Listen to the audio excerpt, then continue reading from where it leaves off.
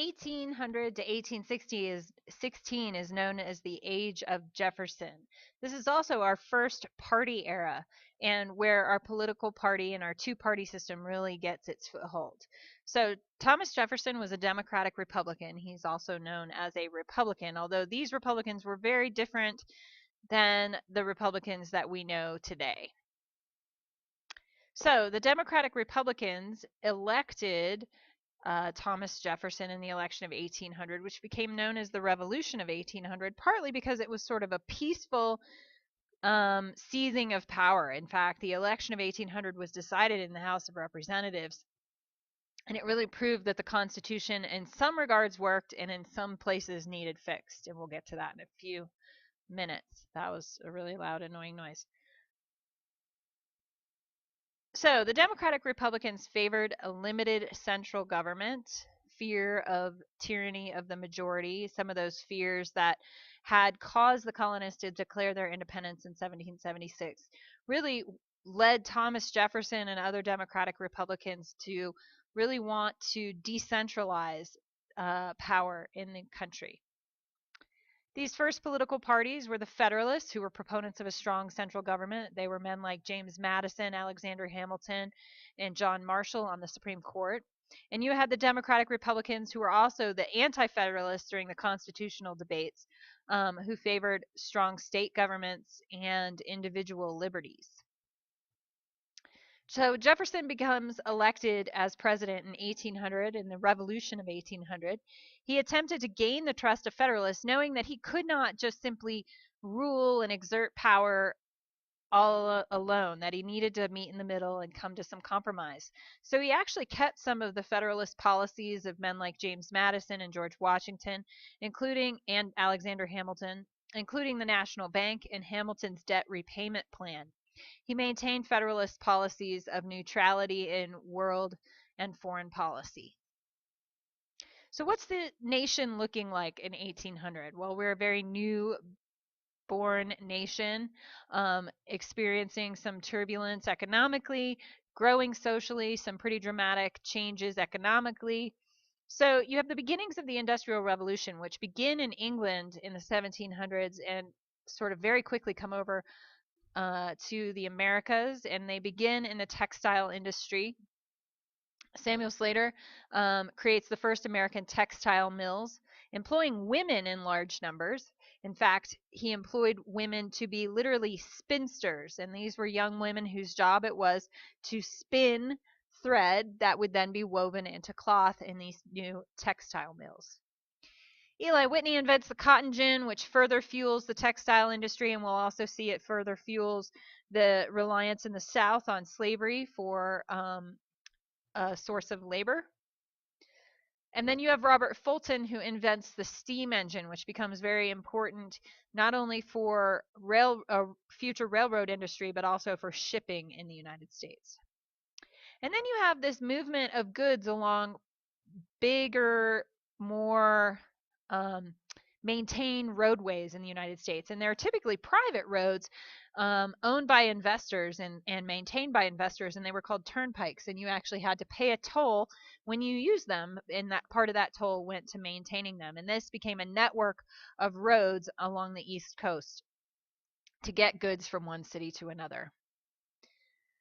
So in the South, because of the cotton gin, cotton becomes king and is starting to really take over. In the South, it becomes much more efficient to process cotton, and therefore farmers could grow much more of it. And you can see here at the same time, you also have people expanding further and further into the territories. Here are the concentration of slaves in the 1790s.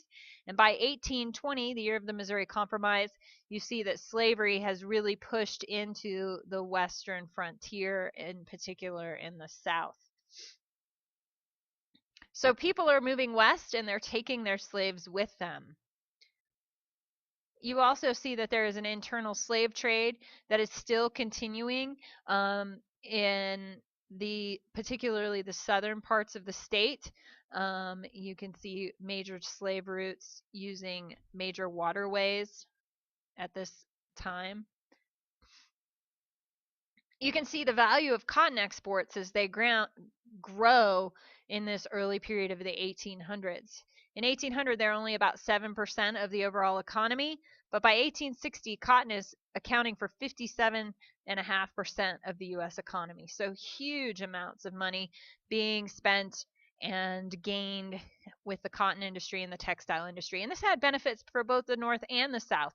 So while the South was reaping the benefits of it as a cash crop, the North manufacturers were producing and selling it as cloth overseas. So even though we often depict the South as being reliant on slavery, the North also was reliant on slavery because they were able to purchase cheap cotton from the South and then manufacture and turn around and sell it.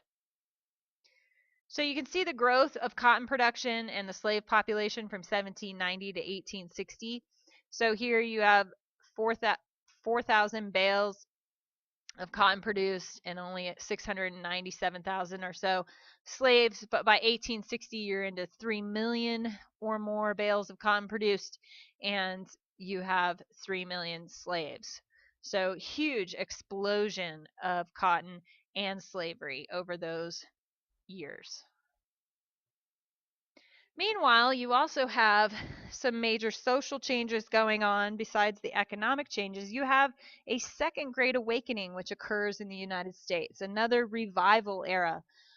You have most of it occurring, you'll see in parts of the South, but you'll also see an area up here in New York along the Erie Canal, and this became what was known as the burned over district. There was a very popular preacher that was moving around in that area called Charles Finney.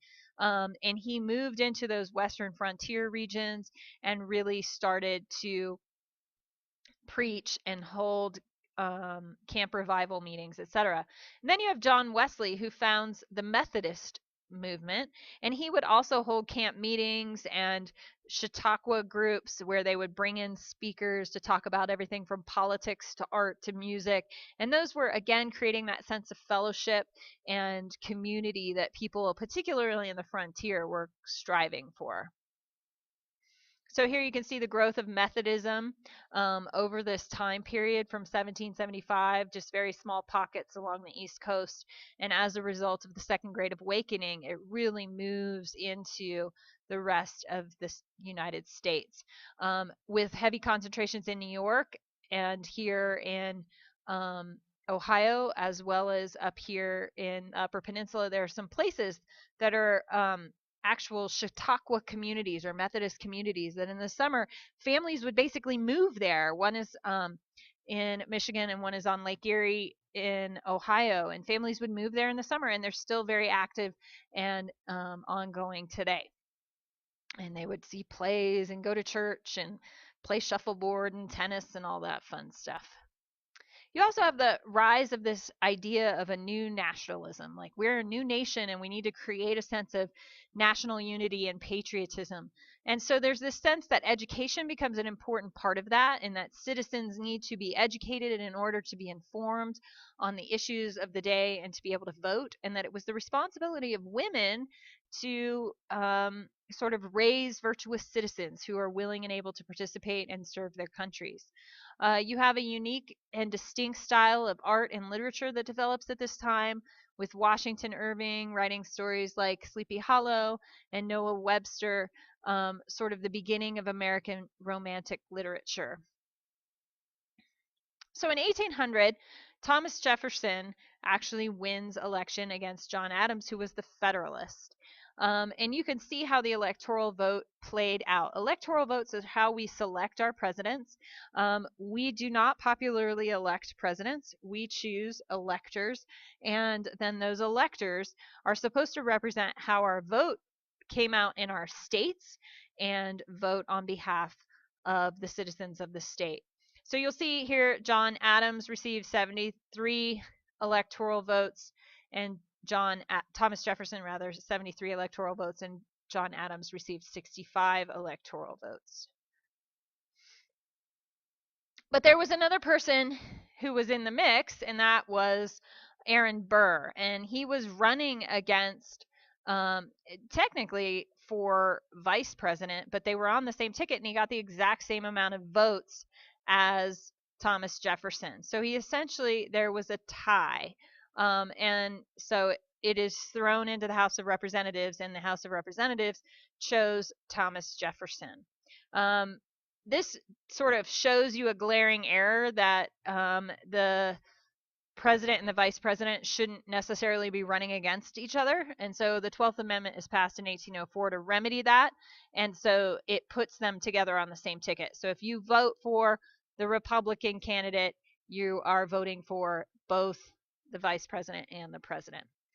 Hamilton and Burr get into it and actually have a duel where Hamilton is shot by Aaron Burr. And after that, you sort of have a decline of the Federalists. However, they still did control the Supreme Court, and we'll talk about John Marshall here shortly. And John Marshall did a lot to exert supremacy of the federal government over the states through Supreme Court decisions and his leadership on the Supreme Court. So Jefferson had a unique view of government. As a Republican, he is what we know as a strict constructionist, which meant he wanted a strict interpretation of the Constitution, and we should not necessarily infer or assume what it is that the founders meant, and that the major functions of government are listed in the Constitution, and they should not go beyond or above that. He also engaged in a policy of neutrality with the world, and he wanted to see a repeal of the Alien and Sedition Acts, which were primarily instituted by Congress to squash men like himself and their public comment about Federalist policies. So even though Thomas Jefferson was a strict constructionist, he actually engaged in one of the most loose constructionist acts of a president ever. Pretty much most historians agreed he exceeded his federal power and his constitutional power as president with the Louisiana Purchase. Spain controlled a large portion of the western United States, and they ceded that to France in 1800. France then, who needed money to fight the British, because they were constantly at war with the British, it seemed like, offered to sell that piece of land to the United States. And Jefferson sends ministers to France to negotiate for the use of just the port of New Orleans, but so that we would have some, be able to come in and out of the center of the country more easily using the Mississippi River. When they get there, the French offer to sell it, and the ministers agree to purchase the entire Louisiana territory, not just the port of New Orleans, for $15 million. Pocket change even then. So Jefferson had no purchasing power in the Constitution. He agreed to make the purchase through his power to make treaties. However, that still required congressional approval. The purchase actually doubles the size of the United States, and it eliminates the presence of foreign borders. However, it does not eliminate Native Americans. It fuels Jefferson's vision of an agrarian or agricultural society, and he just envisions Americans moving out there and farming. And this also increased Jefferson's popularity. Almost immediately, he tasks Meriwether Lewis and William Clark to go out and map and explore the Louisiana territory, not only looking for an all-water route to the Pacific, but also to map, document, and catalog the flora and fauna of the region. So the Lewis and Clark expedition set out in 1803. And actually 1804. And they return in 1806. By a miracle, only one person died, and a baby was born on that whole trip, and they documented a lot of stuff. Basically, by the time the Corps of Discovery came back here to Fort Mandan, they were getting requests from members of their political or their army unit, and they were an army unit, to return and begin trapping. So men like John Coulter went back into the wilderness shortly after and started mapping places like Yellowstone, etc.